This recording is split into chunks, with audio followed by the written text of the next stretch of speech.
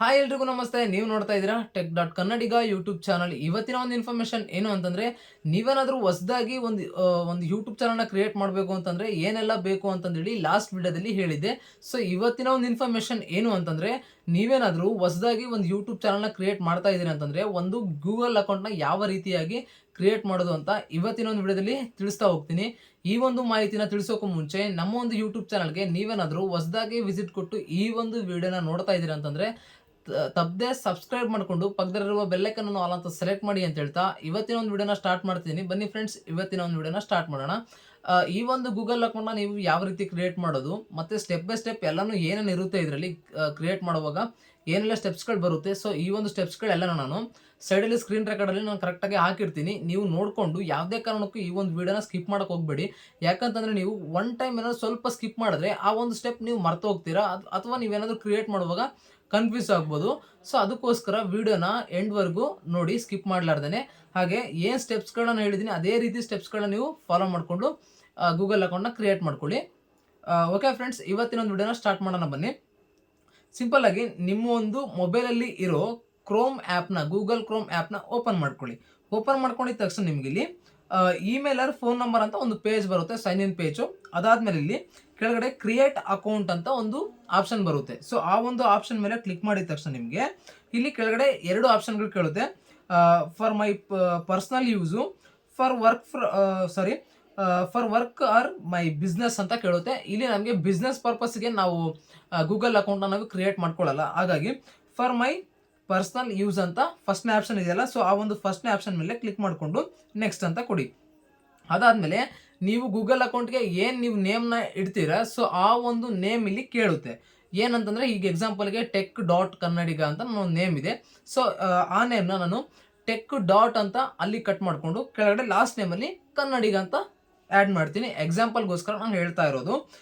ನಿಮಗೆ ಯಾವ ರೀತಿ ನೇಮ್ನ ನೀವು ಜಿಮೇಲ್ನ ಕ್ರಿಯೇಟ್ ಮಾಡಬೇಕು ಅಂತ ಇರ್ತೀರಾ, ಸೊ ಆ ರೀತಿ ನೇಮ್ನ ಇಲ್ಲಿ ಫಸ್ಟ್ ನೇಮು ಮತ್ತು ಲಾಸ್ಟ್ ನೇಮ್ನ ಸೆಲೆಕ್ಟ್ ಇಲ್ಲಿ ಟೆಕ್ಸ್ಟಲ್ಲಿ ನೀವು ಟೈಪ್ ಮಾಡಿಕೊಂಡು ನೆಕ್ಸ್ಟ್ ಅಂತ ಕೊಡಿ. ಕೆಳಗಡೆ ನೆಕ್ಸ್ಟ್ ಅಂತ ಬರುತ್ತೆ. ಅದಾದ್ಮೇಲೆ ನಿಮಗೆ basic information enter your birthday and gender. ಇಲ್ಲಿ ನಿಮಗೆ ಒಂದು ಡೇಟ್ ಆಫ್ ಬರ್ತ್ ಕೇಳುತ್ತೆ. ನಿಮ್ಮ ಒಂದು ಬಾರ್ನ್ ಡೇಟ್ ಅಂದರೆ ನೀವು ಹುಟ್ಟಿದ ದಿನಾಂಕವನ್ನು ಕೇಳುತ್ತೆ. ಫಸ್ಟ್ಗೆ ಮಂತ್ ಕೇಳುತ್ತೆ. ನೆಕ್ಸ್ಟ್ ಅದಾದ್ಮೇಲೆ ಡೇ, ಯಾವತ್ತಿನ ದಿನ ನೀವು ಯಾವ ಒಂದು ತಾರೀಕಿಗೆ ನೀವು ಹುಟ್ಟಿದ್ದೀರಾ ಅಂತಂದೇಳಿ. ಮತ್ತು ಇಸ್ವಿ ಕೂಡ ಕೇಳುತ್ತೆ. ನಿಮ್ಮದು ಯಾವ ಇಸ್ವಿ ಅದನ್ನು ಸೆಲೆಕ್ಟ್ ಮಾಡಿಕೊಂಡು ಮಂತ್ ಸೆಲೆಕ್ಟ್ ಮಾಡಿಕೊಂಡು ಡೇ ಸೆಲೆಕ್ಟ್ ಮಾಡಿಕೊಂಡು ನೆಕ್ಸ್ಟ್ ನೀವು ಮೇಲ್ ಆಗಿದ್ರೆ ಮೇಲ್ ಅಂತ ಸೆಲೆಕ್ಟ್ ಮಾಡಿ ಜೆಂಡರ್ ಕೆಳಗಡೆ ಕೇಳುತ್ತೆ. ಫೀಮೇಲ್ ಆಗಿದ್ರೆ ಫೀಮೇಲ್ ಅಂತ ಸೆಲೆಕ್ಟ್ ಮಾಡಿಕೊಂಡು ನೆಕ್ಸ್ಟ್ ಅಂತ ಕೊಡಿ. ಅದಾದ್ಮೇಲೆ ನಿಮಗೆ ಈ ಥರ ಒಂದು ಪೇಜ್ ಬರುತ್ತೆ, ಕ್ರಿಯೇಟ್ ಎ ಜಿಮೇಲ್ ಅಡ್ರೆಸ್ ಅಂತ. ಈಗೇನು ನೀವು ನೇಮ್ ಕೊಟ್ಟಿರಲ್ಲ, ನಾನು ಎಕ್ಸಾಂಪಲ್ಗೆ ನಾನೀಗ ನನ್ನ ಚಾನಲ್ ನೇಮ್ನ ಹೇಳಿದ್ದೀನಿ. ನೀವೇನೀಗ ಫಸ್ಟ್ ನೇಮು ಮತ್ತು ಲಾಸ್ಟ್ ನೇಮ್ ಏನು ಕೊಟ್ಟಿರ್ತೀರಾ, ಸೊ ಅದೇ ನೇಮ್ ಮೇಲೆ ನೀವು ಇಲ್ಲಿ ಎಂಟರ್ ಮಾಡಿಬಿಟ್ಟು ನೀವು ನೇಮ್ನ ಎಂಟರ್ ಮಾಡಿ ನೆಕ್ಸ್ಟ್ ಅಂತ ಕೊಟ್ಟಿದ ತಕ್ಷಣ ನಿಮಗೆ ಜಿಮೇಲ್ ಅಕೌಂಟು ಕ್ರಿಯೇಟ್ ಆಗೋಗಲ್ಲ. ನೀವು ಈಗ ಟೆಕ್ ಅಂತ ಎಕ್ಸಾಂಪಲ್ಗೆ ಹೇಳ್ತಾ ಇರೋದು ನಾನು, ಟೆಕ್ ಅಂತ ಇದೆ ಅಂತ ತಿಳ್ಕೊಡಿ. ಅದ್ರ ಮುಂದೆ 1 2 3 ಅಥವಾ 1 1 ಈ ರೀತಿ ಸೇರಿಸಿ ಅಲ್ಲಿ ಟೆಕ್ಸ್ಟಲ್ಲಿ ಟೈಪ್ ಮಾಡೋದ್ರಿಂದ ನಿಮಗೆ ಈಸಿಯಾಗಿ ಜಿಮೇಲ್ ಕ್ರಿಯೇಟ್ ಆಗುತ್ತೆ. ಫಾಸ್ಟಾಗೂ ಕೂಡ ಅಲ್ಲಿ ಪ್ರೊಸೀಜರ್ ಕಂಪ್ಲೀಟ್ ಆಗುತ್ತೆ. ನೀವು ಬರೀ ನೇಮ್ನ ಹಾಕೋದ್ರಿಂದ ಅದು ಬೇಗ ತಗೊಳ್ಳಲ್ಲ. ಹಾಗಾಗಿ ನೀವು ನೇಮ್ನ ಹಾಕಿ ಪಕ್ಕದಲ್ಲಿ ನಂಬರು ಅಥವಾ ಏನಾದರೂ ಯೂನಿಕ್ ವರ್ಡ್ಸ್ಗಳನ್ನ ನೀವು ಯೂಸ್ ಮಾಡಿ ಬೇಗ ಅದು ಕಂಪ್ಲೀಟ್ ಆಗುತ್ತೆ. ನೆಕ್ಸ್ಟ್ ಅದಾದಮೇಲೆ ನಿಮಗೆ ಪಾಸ್ವರ್ಡ್ ಅನ್ನೋದು ಕೇಳುತ್ತೆ.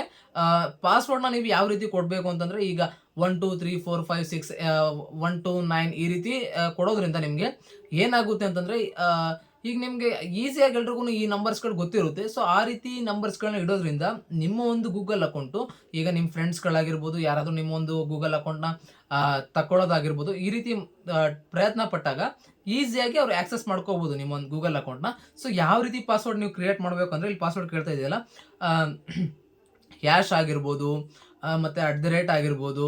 ಸೊ ಈ ರೀತಿ ಎಲ್ಲ ಯೂನಿಕ್, ಈಗ 1 2 3 ಈ ರೀತಿ ಕೊಡೋದ್ರಿಂದ ಬೇಗ ಆ್ಯಕ್ಸೆಸ್ ಆಗುತ್ತೆ. ಈಗ 1 2 3 1 2 1 ಈ ರೀತಿ ನಂಬರ್ಸ್ಗಳನ್ನ ಕೊಟ್ಟು ಅದ್ರ ಮಧ್ಯೆನೇ ಹ್ಯಾಶು, ಈ ರೀತಿ ಈ ರೀತಿ ಎಲ್ಲ ಸಿಂಬಲ್ ಎಲ್ಲ ಬರುತ್ತಲ್ಲ, ಯೂನಿಕ್ ಸಿಂಬಲ್ಸ್ಗಳೆಲ್ಲ ನೋಡಿರ್ತೀರ ನೀವು.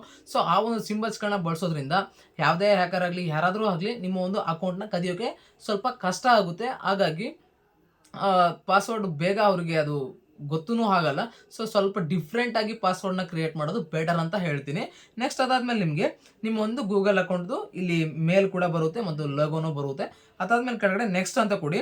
ನೆಕ್ಸ್ಟ್ ಅಂತ ಬಂದಾದ್ಮೇಲೆ ಇಲ್ಲಿ ಒಂದು ಪರ್ಮಿಷನ್ ಅನ್ನೋದು ಕೇಳುತ್ತೆ. ಇಲ್ಲಿ ಕಂಬೈನಿಂಗ್ ಡಾಟಾ ಈ ರೀತಿ ಎಲ್ಲನೂ ಅಲ್ಲಿ ಪೇಜ್ ಎಲ್ಲನೂ ಬರುತ್ತೆ.